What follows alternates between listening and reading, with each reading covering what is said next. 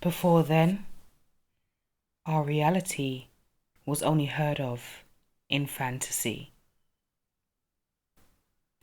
It was like reading a story where you'd flick to a page which spoiled the climax, to the death of the main character, perhaps. There were no lifestyle choices or options to breach that would even lead to consequences that couldn't be undone. We never understood terms such as, "Oh, how the mighty has fallen." That's when it all seemed so much simpler.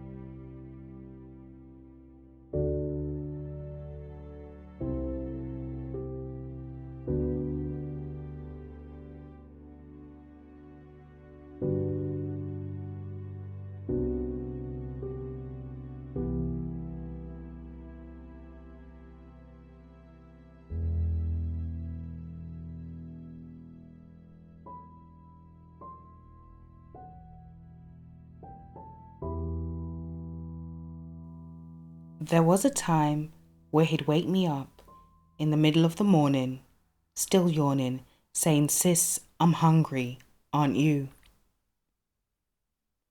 Like lizards, we'd leap past our parents' room, camouflaging with the walls. We'd fry saltfish and dumplings, filling the space the cheese and tomato sandwiches left behind. Truth is, I was never hungry. I just loved spending time with him, sitting up till daylight, listing off our delights, envisioning our future life, how he'd never let me out of sight.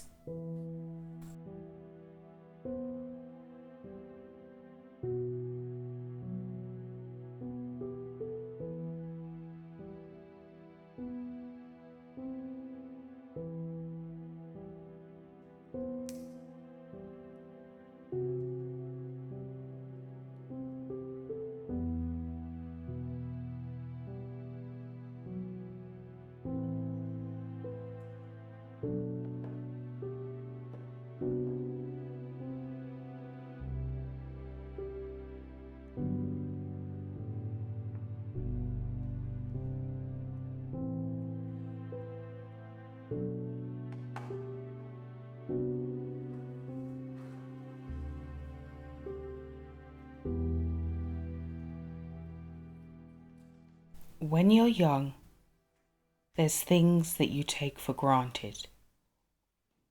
It's later that you learn that love that binds also destroys, with those left behind broken-hearted.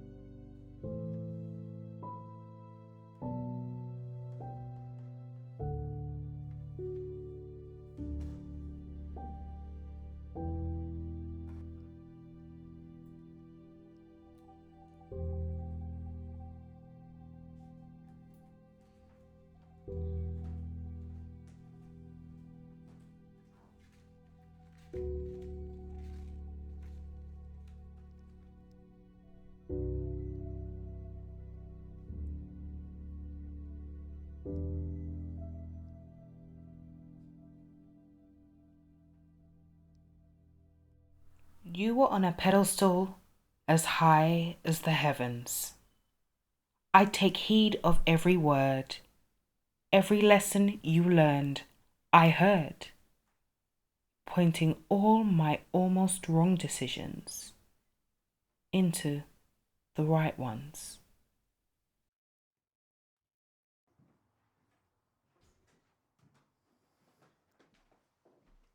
I thought you were the ultimate role model. We were inseparable. You supported me like Atlas did the heavens. I liked being under your wings, having you cover me, knowing no matter what, you'd have my back.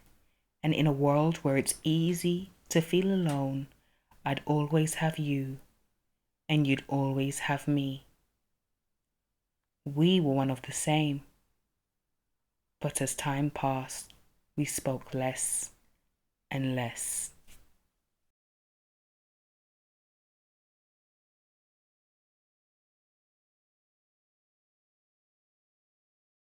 Summer came with a new set of friends, my space occupied by his time on the ends. Sunny stainless days speedily drifted into dirty deeds on dusky nights. He was gone till daylight, and something just didn't sit right.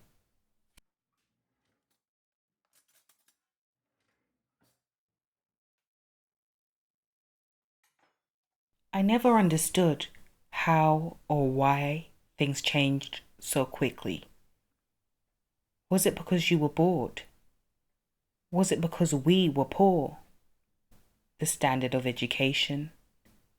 You may not have been groomed for Gordonston, but you were smart and had a future, which is more than most, I'm sure. At the same time, I'm unsure.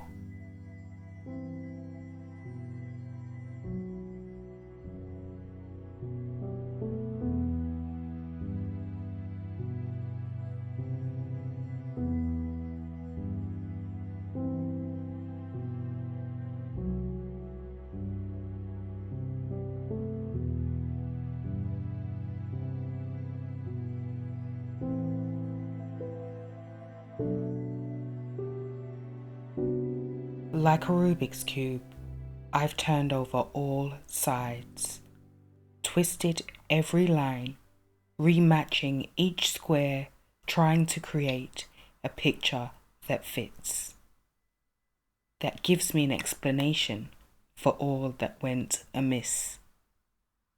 But it just gets harder and harder.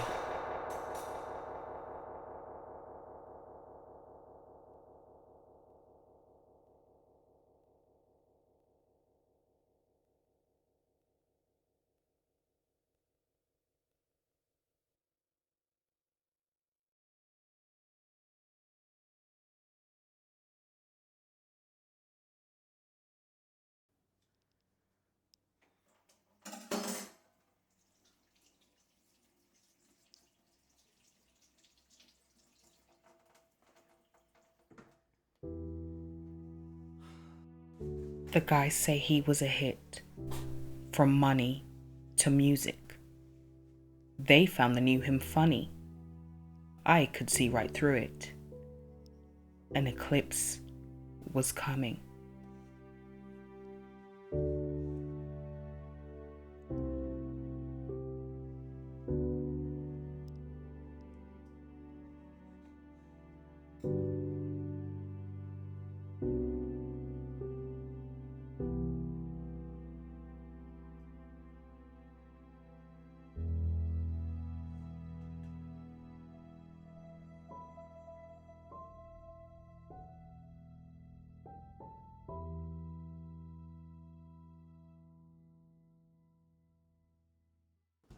Autumn came with a new job and idea of fun, involving knives and guns. He had his own secret collection. I unravelled them and watched the threads of his character reduced to endless lost strings. I could no longer see who he was or who he was meant to be.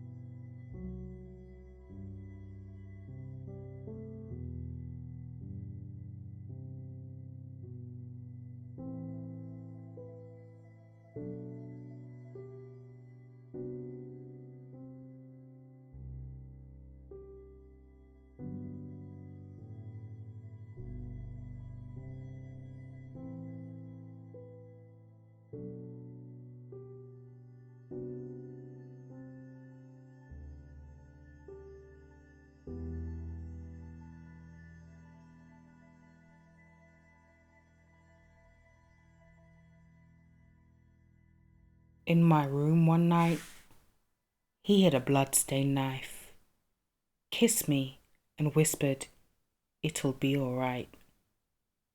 From my window, I watched the siren lights. I heard the police roar. They knocked down the door. He tried to run, but they had taser guns and pinned him to the floor.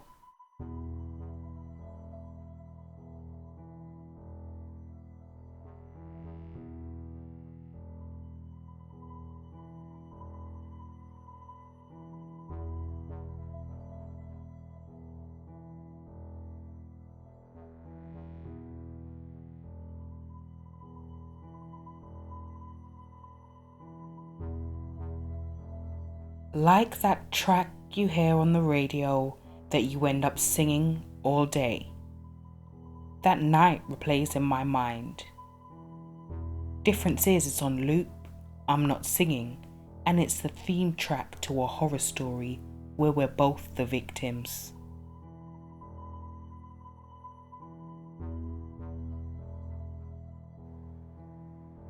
I spent the night vomiting, days without sleeping, weeks without talking, and over the months, it felt like I was going crazy. At the same time, trying to be more than just a fully functioning zombie.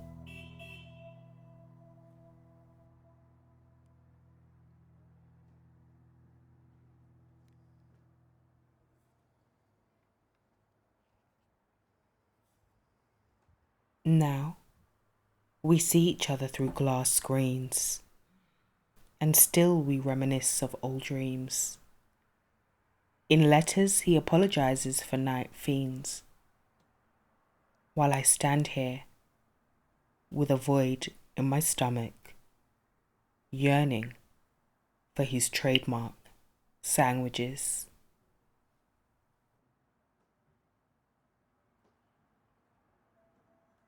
My brother made a hit via big, brash, booming speakers. Everybody was bouncing to his hit tune.